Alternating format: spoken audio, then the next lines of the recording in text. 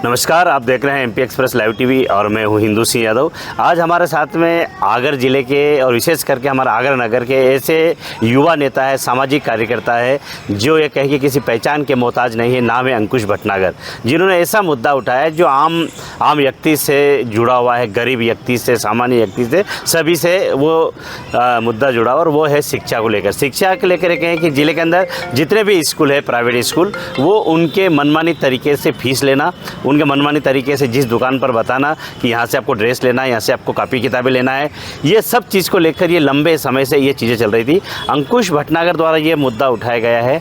आज हमारे साथ में अंकुश हैं। अंकुश से हम जानना चाहेंगे, अंकुश क्या पूरा मामला है पूरा ज़िले का? जी, पूरे ज़िले में मनमानी फ़ीस वसूली इस बच्चों से की जा रही थी।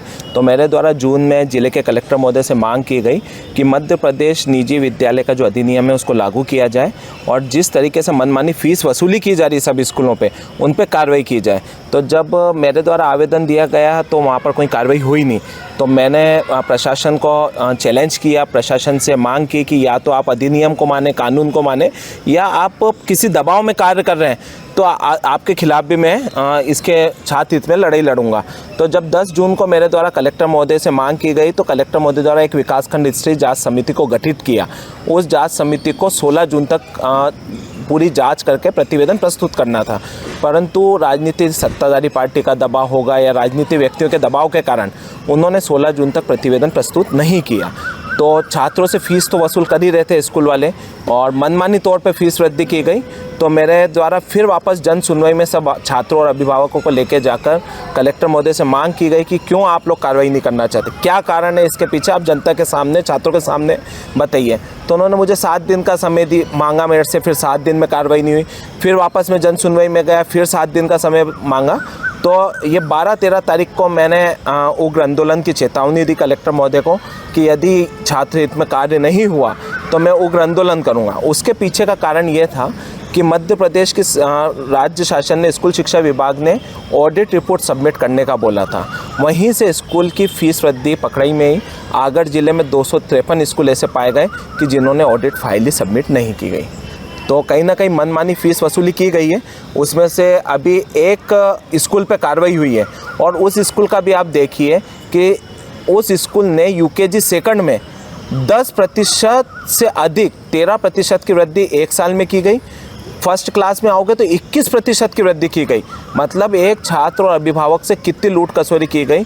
तो कहीं ना कहीं आगर के अन्य स्कूल के लिए भी मैं कार्रवाई की मांग के लिए लगा हुआ हूँ और कलेक्टर महोदय से मेरी मांग है कि यदि 2-4 दिन में कार्रवाई नहीं हुई तो मैं कलेक्टर महोदय के सामने उग्र आंदोलन करूँगा। मतलब ये कहें कि जब स्कूल की मान्यता दी जाती है तो वहाँ पर कई बिंदुओं की ये कहें कि मतलब वास्तविक चीज़ का निरीक्षण भी किया जाता है। क्या है उसकी ये जो बिल्डिंग है उसकी बिल्डिंग कैसी है, वहाँ पर खेल मैदान है कि नहीं, शौचालय है कि नहीं, बच्चों को पीने का पानी है कि नहीं, ये सब चीज़ें हैं इसके अंदर। या फीस रेगुलेटिंग एक्ट अलग होता है और जो आपने कहा जो मान्यता आगर में मिली है, कई स्कूल ऐसे हैं कि जिन्होंने ग्राउंड दूसरी जगह का दर्शाया हुआ है और उसको भी मान्यता मिल गई है।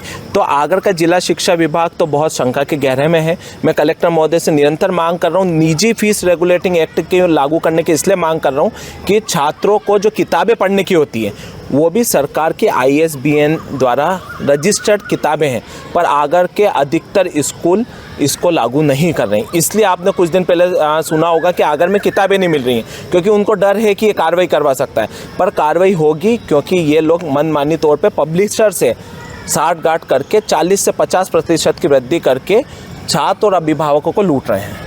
ये आपका प्रश्न से जो आपने बताया बिल्कुल सही है कि ये है ना लूट रहे हैं, ये कर रहे हैं। लेकिन अगर हम बात करें पूरे ज़िले की बात करें तो कई स्कूल ऐसे कि फ़ीस तो ले रहे हैं लेकिन वहाँ ऐसे टीचर नहीं है। कई जगह 10वीं पास को रख रखा है, कई जगह 12वीं पास को रख रखा है। तो ये क्या हो रहा है, शिक्षा विभाग क्या है? बिल्कुल, ये निजी रेगुलेटिंग एक्ट में आता है, फीस रेगुलेटिंग एक्ट में। उसमें अगली चीज़ है कि टीचर्स जो हैं उनकी क्या डिग्री है, B.Ed होना ज़रूरी है। कई स्कूलों में तो ऐसी स्थिति है, जांच प्रतिवेदन में प्रस्तुत हो गया कि दूसरे ने अपनी डिग्री रख रखी है, उनको जबरन की सैलरी दी जा रही है और 12वीं पास लोग बच्चों को पढ़ा रहे हैं। तो कहीं ना कहीं शिक्षा में छात्रों के साथ अन्याय हो रहा है।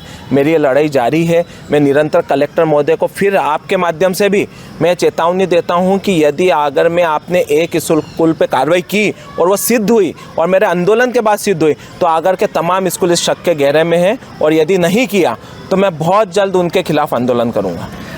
ये जो फीस लेते हैं सब चीज़ों का ऑडिट भी होता है, तो कहीं ना कहीं इनके पास ऑडिट रिपोर्ट होगी, और जिस स्कूल से ऑडिट नहीं आया या ऑडिट उनके द्वारा नहीं दिया गया तो कहीं ना कहीं उनके खिलाफ तो वैसे भी कार्रवाई होना चाहिए। बिल्कुल, आपने सही कहा। 253 स्कूल ने ऑडिट रिपोर्ट सबमिट नहीं की, और अपर सचिव स्कूल शिक्षा विभाग ने आदेश जारी किया कि 5 गुना दंड के साथ उनको दंडित करना चाहिए। वो दंड भी आगर का जिला शिक्षा विभाग ने नहीं किया था। जब मैंने निरंतर जिला शिक्षा विभाग में बैठ के आंदोलन किया तब जाके उन्होंने 253 स्कूल पे कार्रवाई का आदेश जारी किए, पर अभी भी उन पे कार्रवाई नहीं हुई है। कहीं ना कहीं इस पूरे मामले को दबाया जा रहा है।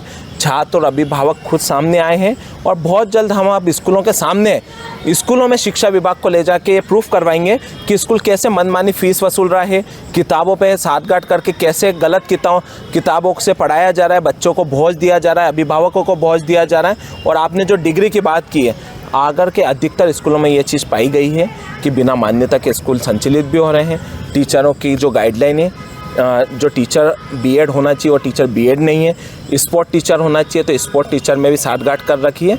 तो बहुत सारे मुद्दे हैं उसमें जो निजी रेगुलेटिंग एक्ट में आते हैं।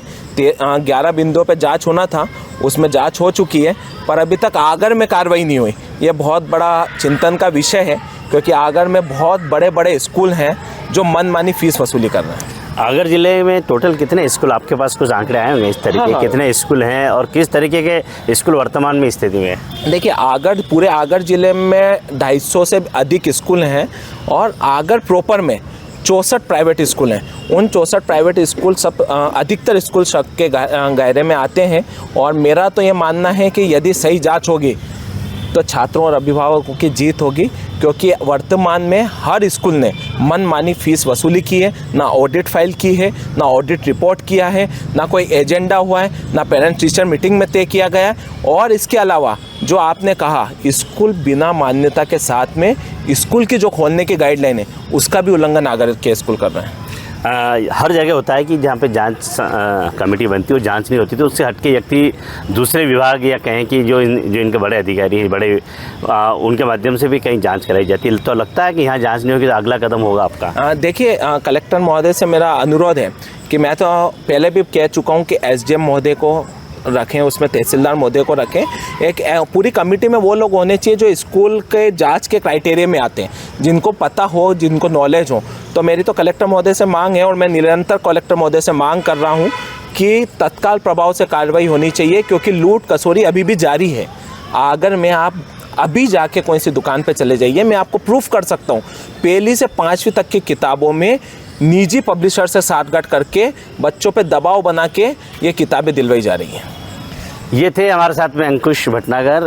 ये कहें कि इन्होंने जो ये कहें कि आम व्यक्ति की, जनता के जो मुद्दे, और ऐसे मुद्दे हैं कि हर व्यक्ति अपने बच्चों को पढ़ाने लिखाने के लिए किसी न किसी स्कूल में एडमिशन कराते हैं, लेकिन उनको ये पता नहीं है कि इस स्कूल के अंदर जो टीचर हैं वो कहाँ तक पढ़े लिखे हैं, और ये कहें कि उनका अनुभव क्या है। अगर बात की जाए मार्केट की, तो मार्केट में अभी किसी भी आप दुकान पर जाएंगे तो पहले से बता देंगे इस स्कूल का सामान आपको वहाँ मिलेगा, इस स्कूल का वहाँ मिलेगा। ना उनके पास रेड लिस्ट रहती है, सिर्फ काउंटर पर दिखाने के लिए होती है, ना कि कस्टमर को दिखाने के लिए।